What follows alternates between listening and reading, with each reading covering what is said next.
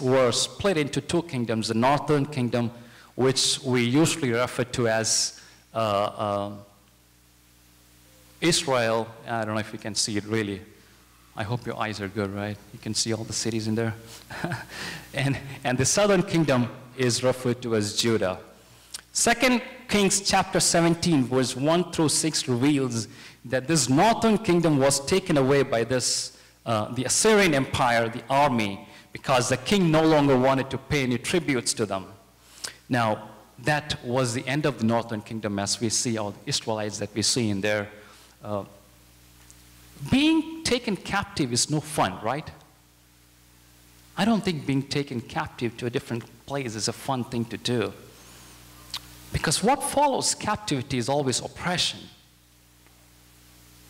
suppression, rejection, and dejection, and all of that things comes after that. That was 722 BC. The southern kingdom, meanwhile, that you see in Judah, however, continued to be ruled by the king Hezekiah. But if you read in Isaiah chapter 36 and all, you can see some of the history that goes behind what happens in the southern kingdom too, because the Assyrians began to invade the southern kingdom, then capture some of the other cities in there also. And then I want to read from Isaiah chapter 36, a small phrase in there which was very interesting, because you can see, the reason I'm going to tell you this is for verse 4. This is what the great king, the king of Assyria, says. On what are you basing this confidence of yours? You say you have strategy and military, but you speak only empty words. On whom are you depending that you rebel against me? What I want to point out is that this country of this kingdom of Assyria was a powerful one, was an arrogant one, was a pride country, was gaining strength. It took the people of the northern kingdom, now it's taking the southern kingdom. It's coming and capturing all the cities. It is taking the very people of God and oppressing them. But you know the story of King Hezekiah, that he goes and prays, he tears his robe, he tears his clothes, and he goes to the temple. God gives him the victory. But I want to say that if you see on the next slide, the capital of that, which you can't even see in there, that's the Assyrian kingdom. You can't see the dots either there. But that was Nineveh that you see in there. And Nineveh was the capital of Assyria. And these were the people who came in, who plundered, who oppressed, who slaughtered the people of God. They came in, they plundered, they oppressed the people of God.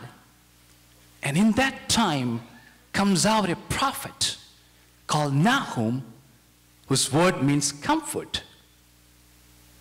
Praise the Lord.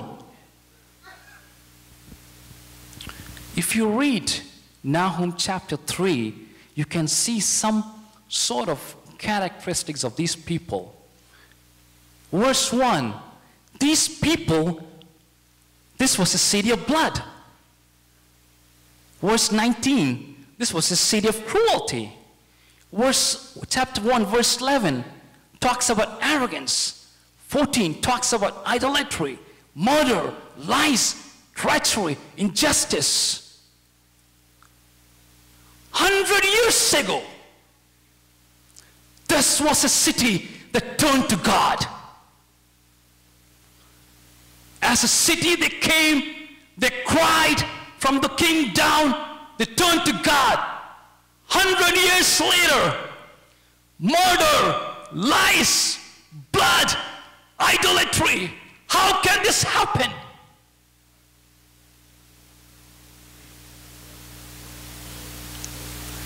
Second Chronicles chapter 33 shows the next king that comes in the line after Hezekiah. It breaks my heart as you read that chapter of what a king does to his nation.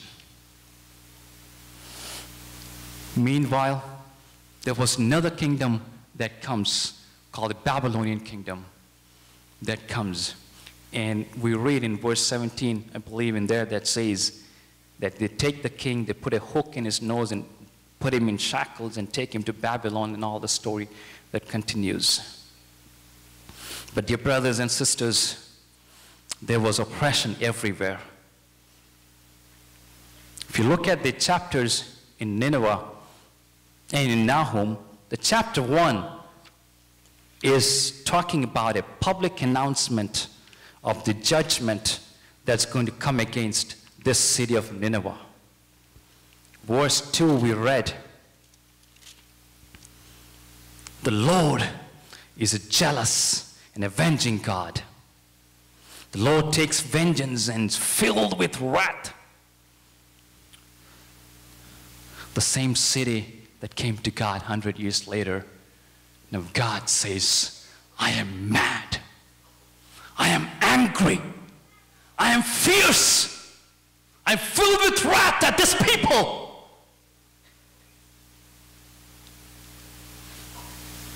Can a God be so angry?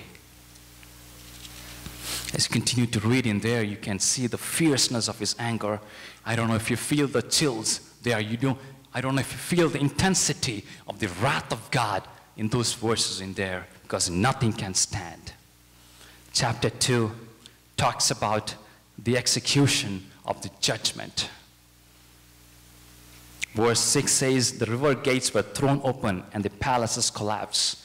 The history tells us that a big flood came through and it broke open the gates of the wall of Nineveh, and the enemy came through the walls, and the city was flooded and it was set on fire by the Babylon kingdom, and that was the end, slowly, the end of the Assyrian. Chapter 3 talks about the surety and the result of Nineveh's judgment.